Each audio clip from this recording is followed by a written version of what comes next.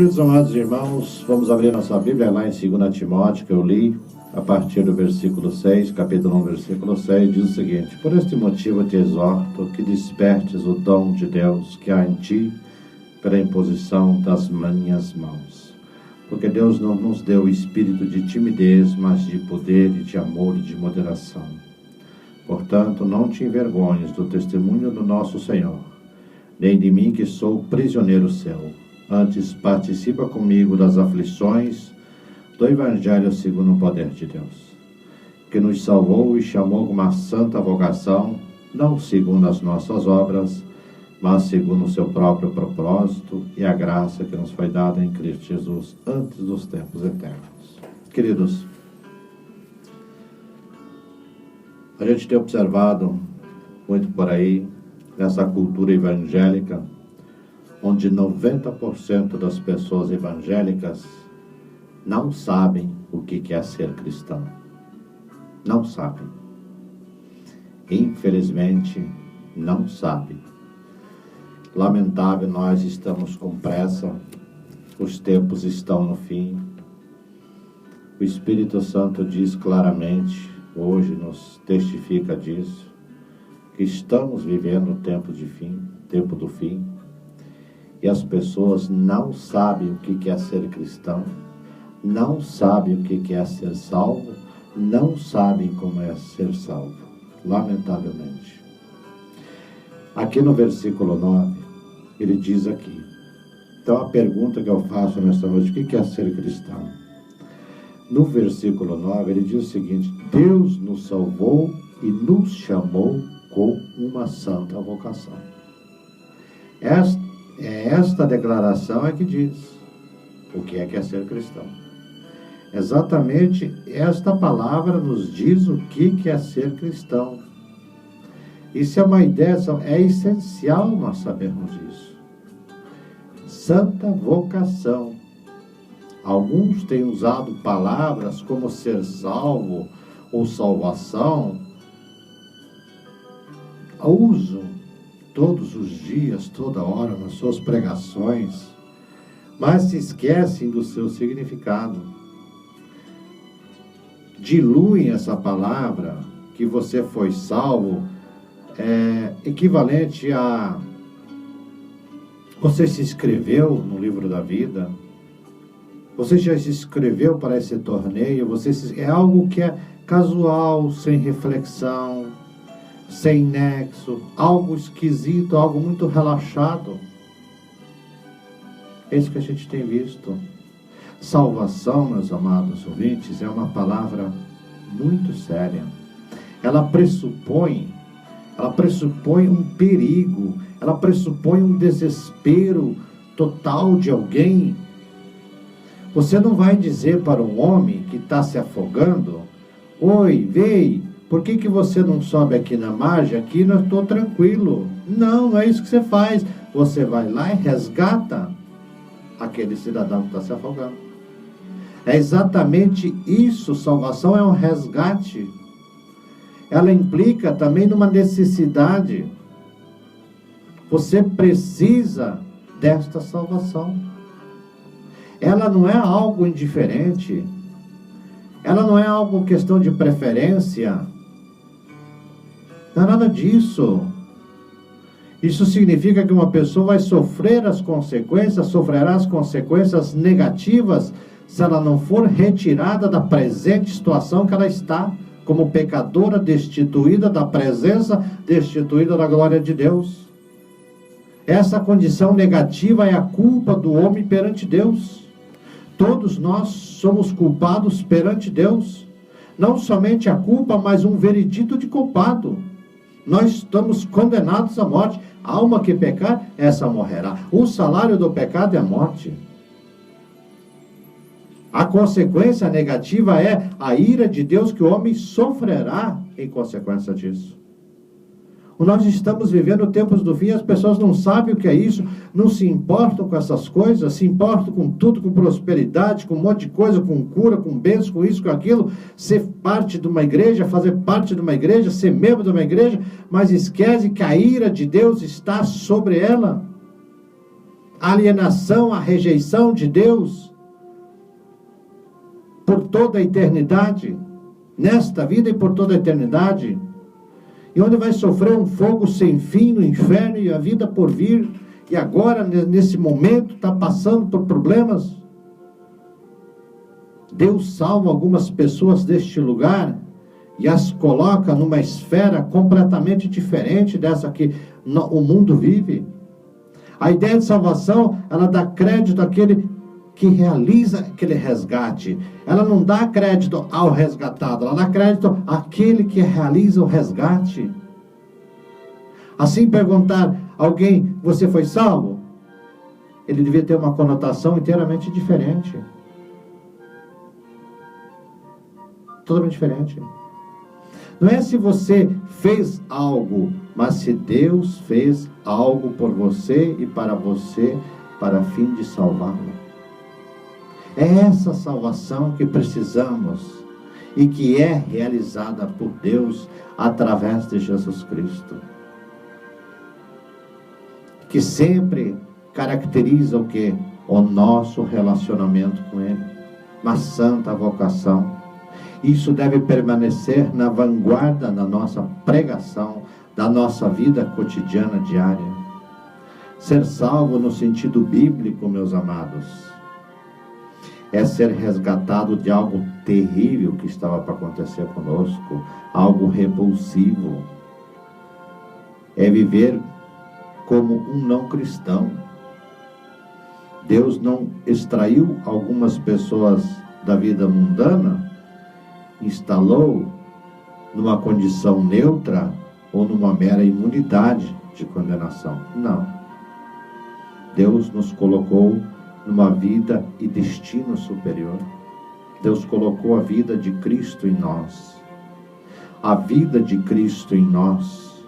Por isso que Paulo fala, eu não vivo mais eu, mas é Cristo que vive em mim. É exatamente isso.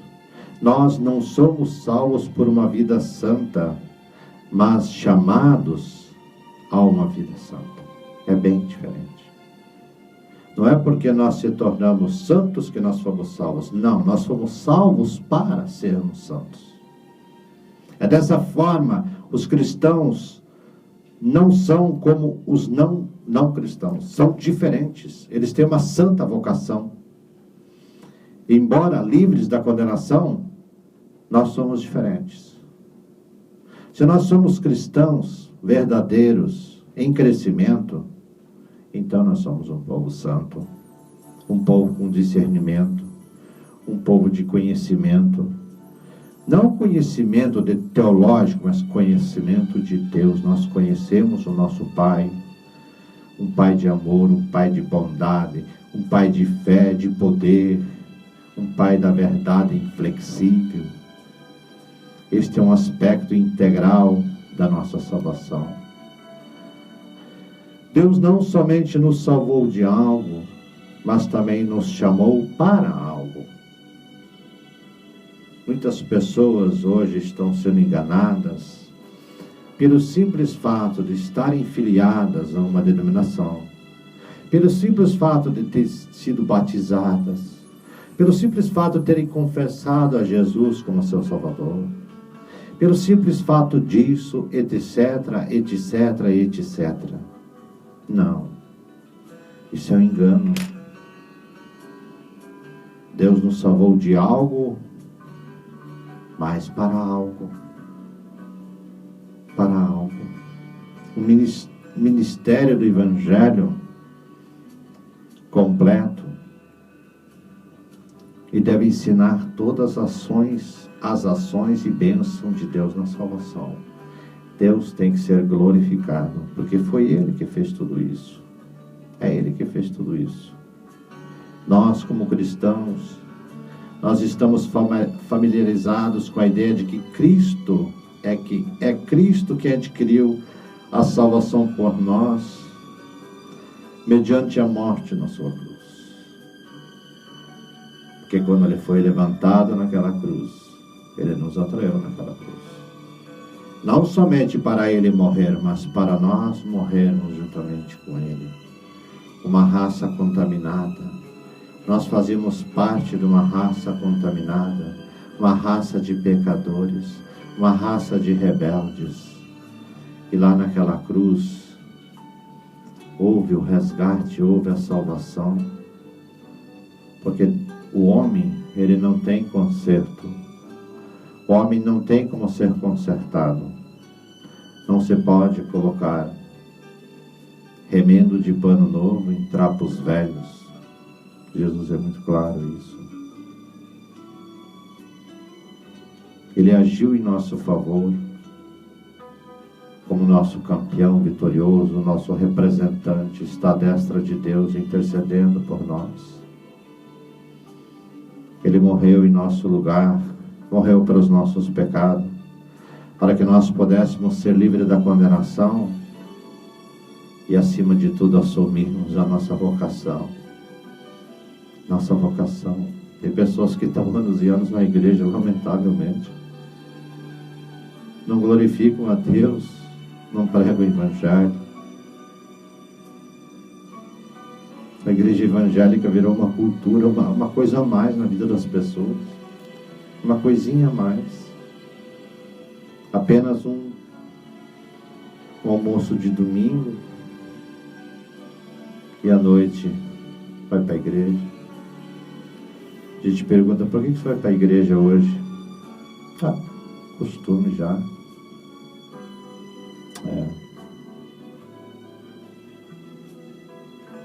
Então ele foi vindicado por sua ressurreição. E lá na ressurreição nós ressuscitamos juntamente com ele. E lá na ressurreição ele nos deu a sua própria vida e assegurou para nós uma justificação plena perante Deus. Todavia, não são apenas aqueles que estão ligados a Ele, são salvos por Ele. E esse vínculo, relação com Cristo, é manifesto de fé em fé. A partir do momento que nós somos justificados, que nós cremos que nós somos justificados, a Bíblia diz que o justo dele viverá da fé. Somente da fé. Não fica aí perdido buscando coisas que não deve. Justo viverá da fé. Essa fé, a Bíblia ela define essa fé em termos bem inflexíveis. Ter fé em Cristo é crer que Ele morreu por meus pecados, não apenas por causa dos meus pecados, mas para pagar pelos meus pecados. Pagou o preço. Eu manifesto ser um cristão somente se eu tiver fé neste sentido específico. Todos os cristãos concordam com isso. E aqueles que discordam não são cristãos. Infelizmente não são cristãos. Fazem parte de rol de membros. Lamentavelmente. Já foram batizados. Já foi feito tudo o que foi mandado. Mas eles não são cristãos. Porque um cristão, se tornar um cristão, é só através do milagre do novo nascimento. Se esse milagre não acontecer, nada vai acontecer. E essas pessoas não são salvas. Permanecem debaixo do pecado e da condenação e da ira de Deus. E o seu destino é fogo eterno no inferno. Então, muitas pessoas se preocupam. Mas como que isso pode acontecer? Você é salvo? Esta é uma pergunta crucial na vida. Qual que é a sua resposta? Porque você não tem que dar resposta a mim, você tem que dar uma resposta a você mesmo. Porque nós vivemos em tempos terríveis, é quase desnecessário ficar falando aqui. Vivemos em dia que o mundo nunca viu, esse tempo que os próprios fundamentos estão sendo sacudidos, um tempo da ilegalidade abundante, de qual se revela uma terrível rebelião contra Deus, contra a sua obra. Nossas cidades estão infestadas de falsos profetas. Não há nenhum respeito com a palavra de Deus, não há nenhum respeito com Deus. As escrituras não estão sendo usadas. Em todo lugar nós vemos homens e mulheres, pessoas desesperadamente buscando uma resposta. O problema é que esses homens buscam de maneira errada, na fonte errada. Não buscam nas escrituras, não buscam conhecer a Jesus Cristo. Os homens recusam reconhecer o fato de que a raiz do terrível problema do mundo e da pessoa é o pecado. Não é a falta de dinheiro, não é problema de casamento, não é problema disso, não é problema daquilo. O problema do homem é o pecado. Pecado contra Deus vivo que criou o céu e a terra, que não escusa nem ignora o pecado, mas que executa sua vingança, sua santa ira contra os praticantes da iniquidade. Recusam-se a reconhecer a Deus, recusam-se a reconhecer a obra de Deus que Deus fez em favor das pessoas. O homem em si mesmo busca conforto, paz, esperança num mundo perturbado, num sistema arcaico, num sistema totalmente mudado. Ele nunca vai encontrar. E o seu fim será o desespero completo no inferno. Mas a Bíblia tem respostas. Essa resposta é a salvação do pecado e da morte em Jesus Cristo, pela graça de Deus. Pela graça de Deus. Porque aqueles que são salvos pela graça, através da fé, como um dom de Deus, não são perturbados pelos eventos terríveis que hoje está acontecendo por aí. Eles veem essas coisas e se alegram. Eles se alegram porque sabem que através de todos esses eventos, das tribulações, Jesus está perto por vir novamente para concretizar a salvação completa e total que Ele adquiriu para estas pessoas. Na glória do novo céu, na glória do nova terra, eles têm conforto, essas pessoas têm paz, têm esperança. E esta é basicamente a mensagem num pequeno texto que eu quero ler para os irmãos agora nesta noite, expor para você. Ela é tomada lá em Efésios capítulo 2, versículo 8. Olha só, vamos ler. Efésios capítulo 2, versículo 8. Porque pela graça sois salvos, mediante a fé. E isto não vem de vós, é dom de Deus.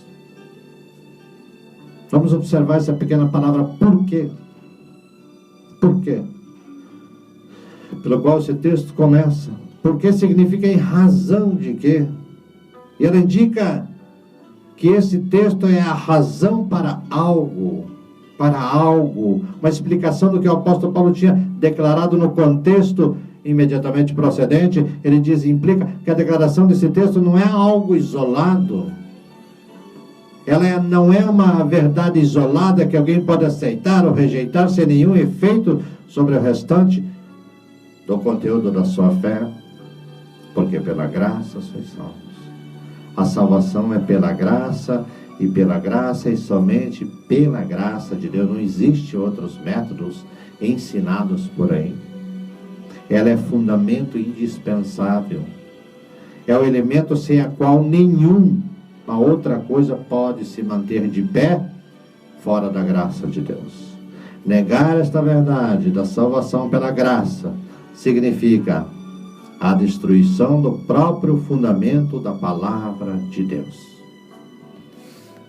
Nós vemos isso diariamente, a destruição dos fundamentos da palavra de Deus. A graça de Deus está sendo rejeitada, colocada de lado, e o homem está assumindo uma posição pela qual ele mesmo está adquirindo. Aprendemos neste versículo precedente, no precedente lá em Efésios 2, por exemplo aqui. Estávamos mortos nos nossos delitos e pecados. E nesses pecados andamos segundo o diabo. Que a nossa conversação, a nossa vida no passado consistia nas realizações das cobiças e desejos do diabo. Assim éramos filhos da ira. Mas Deus, preposição, Deus, rico em misericórdia, cheio de amor para conosco, e quando ainda estávamos mortos no pecado, Ele fez com que seu amor nos alcançasse, nos despertando e nos dando a vida de Cristo, pela graça. E pela graça Ele nos fez assentar em lugares celestiais em Cristo Jesus. E o propósito disto tudo é que Ele pudesse mostrar as insondáveis riquezas da sua graça. Em outras palavras, Deus nos salvou exatamente para que através desta salvação, minha e sua, as riquezas da sua graça pudessem ser demonstradas, como estão sendo demonstradas nesta noite. Eu faço questão de fazer isso, demonstrar as riquezas da sua graça de Deus. Você que está me ouvindo, eu que estou pregando, nós não prestamos, nós não temos capacidade alguma. Aqui nós vamos colocando o dedo na ferida. Riqueza, em outras palavras, sobre o cerne da mensagem do Evangelho. Uma mensagem belamente resumida por Paulo em Romanos 11:36.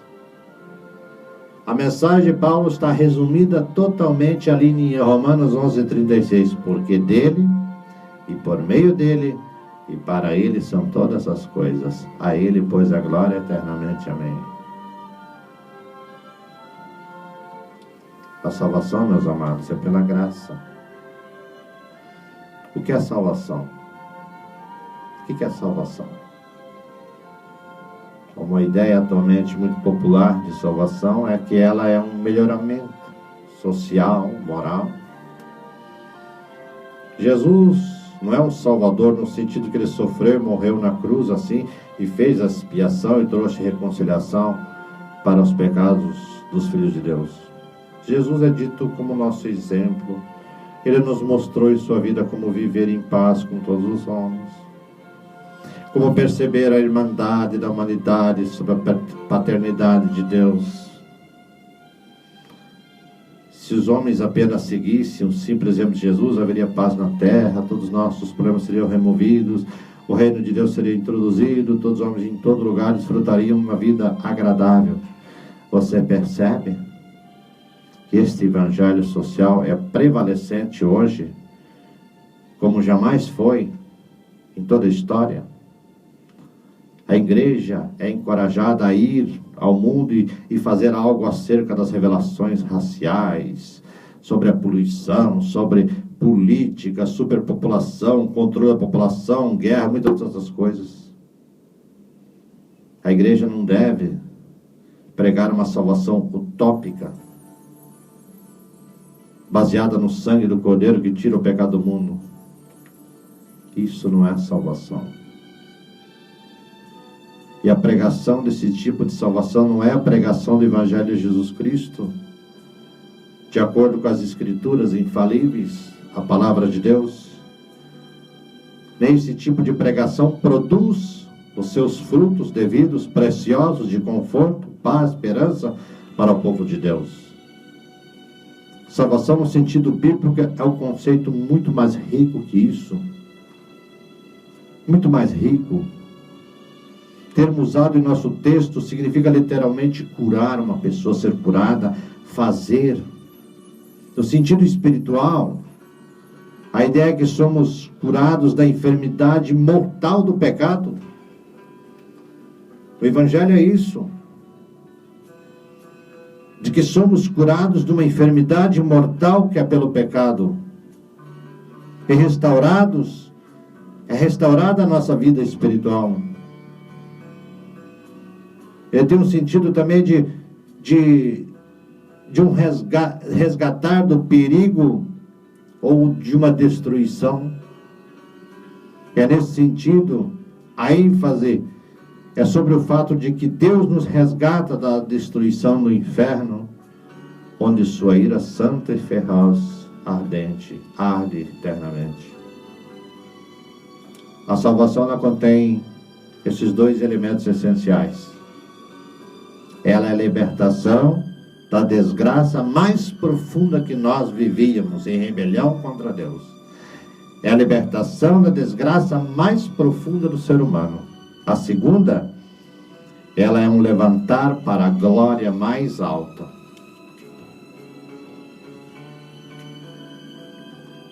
É óbvio que a partir do próprio contexto no qual nos encontramos da palavra de Deus, Paulo ele começa o capítulo 2 de Efésios, dizendo que estamos mortos em delitos e pecados, à parte da graça de Deus, separados da graça de Deus.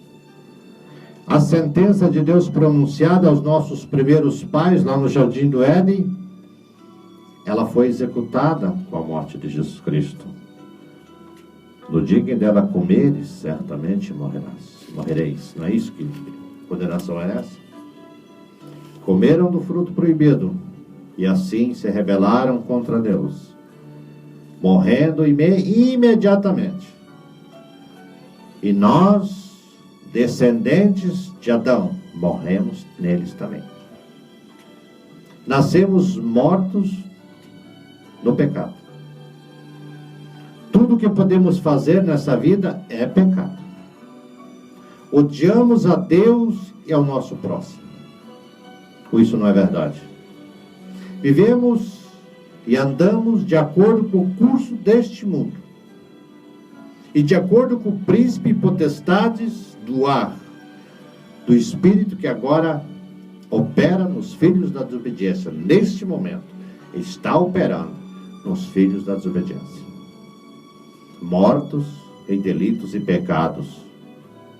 Nossas conversações sobre luxúrias da nossa carne, nós cumprimos os desejos da carne e da mente, e naturalmente, por natureza, somos filhos da ira como os demais. Esta é a nossa miséria. Esta miséria do ser humano, morte espiritual. Até onde diz respeito, nós não temos esperança. Não podemos nos salvar. Não podemos. Não podemos nem mesmo desejar nos salvar. Nem esse desejo nós temos. Porque as pessoas, quando se fala de salvação, falam, Deus está me ajudando, Deus está fazendo isso, está fazendo aquilo. Muito menos fazer algo para conseguir nossa salvação. Essa é a nossa miséria. Assim como um corpo morto, agora neste momento, está sendo velado lá, não tem capacidade nenhuma de agir ou reagir, então pouco nós podemos nos salvar. É justamente desta profunda miséria que nós somos libertos quando Deus nos salva através do Evangelho. É dessa miséria que nós somos salvos. E é dessa miséria. E somos elevados à mais alta glória. Nos termos desse contexto de Efésios, somos vivificados juntamente com Cristo Jesus. Nós que por natureza somos espiritualmente mortos, somos feitos vivos em Cristo Jesus pela vida de Cristo em nós. Em nós. Essa é a nossa salvação. Essa é a nossa salvação. Não somente isso, mas somos elevados à mais alta glória ao sermos feitos vivos em Cristo.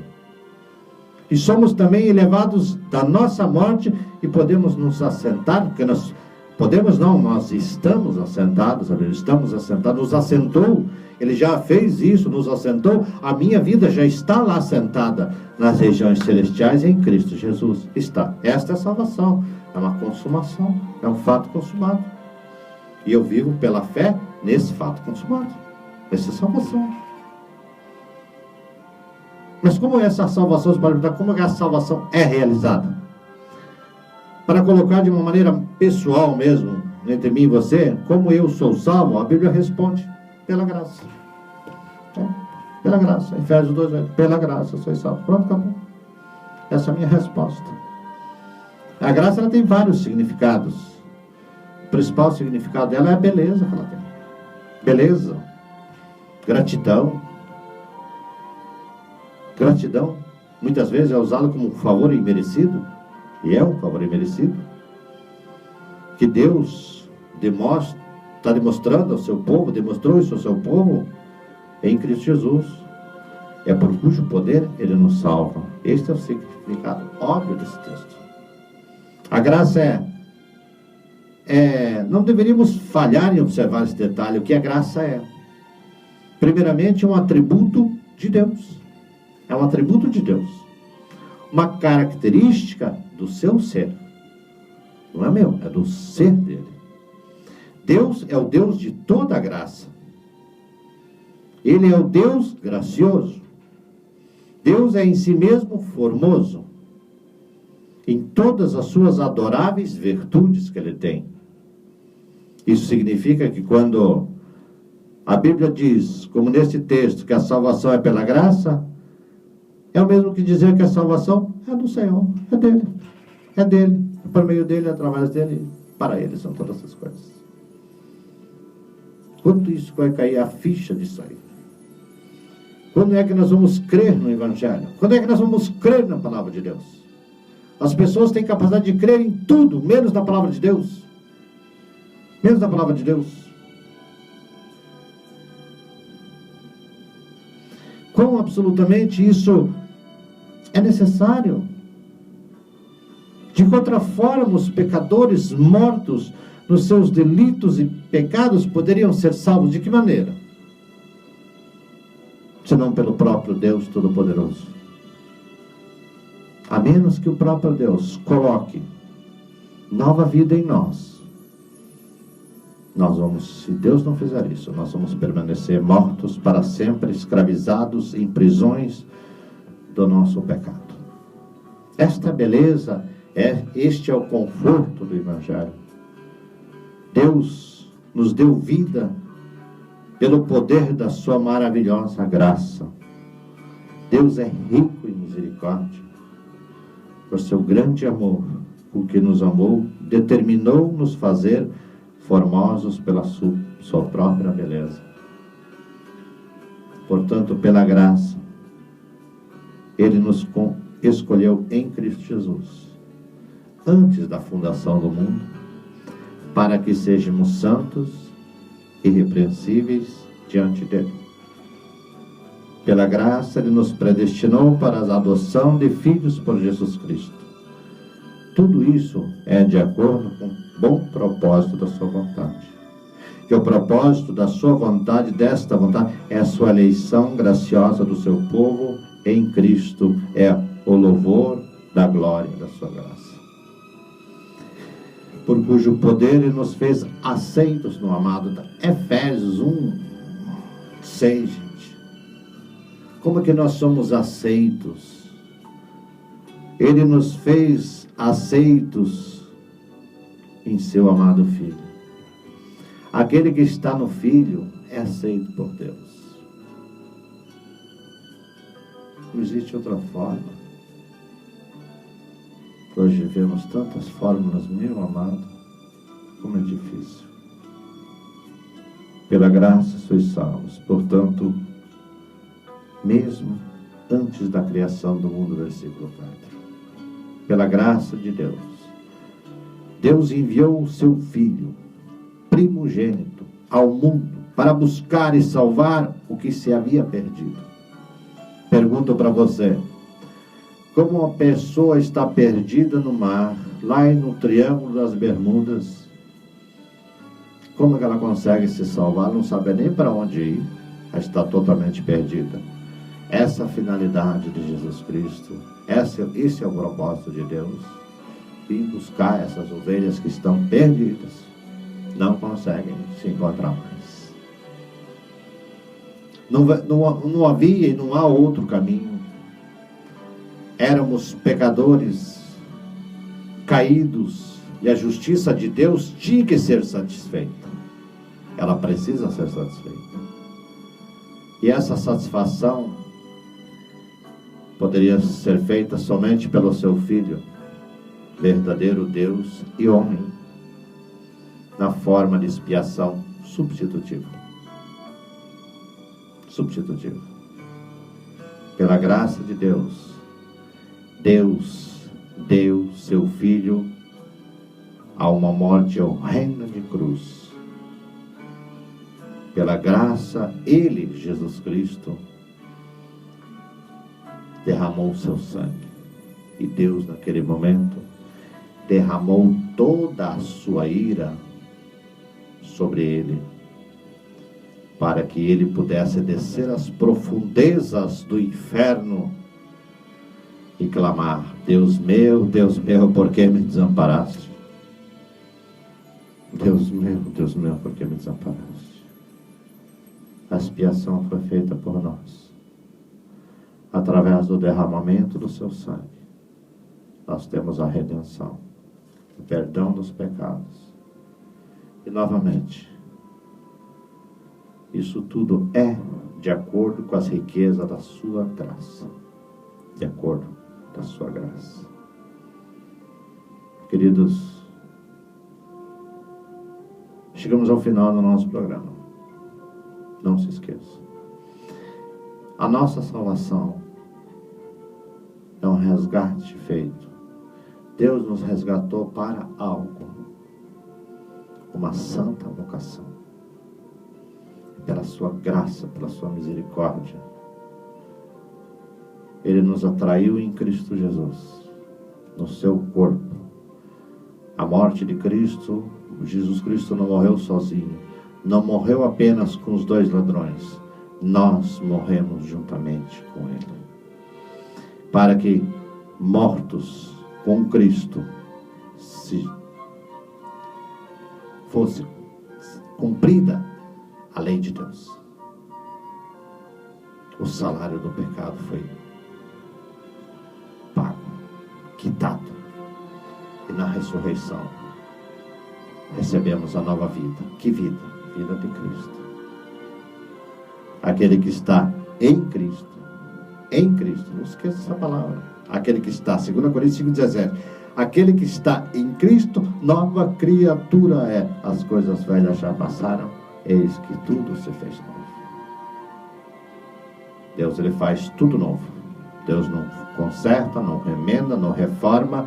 Deus não é reciclador. Ele faz tudo novo. Nova criatura é. Novo céu e a nova terra já estão preparados para aqueles que creem pela graça de Deus. Em nome de Jesus. Amém.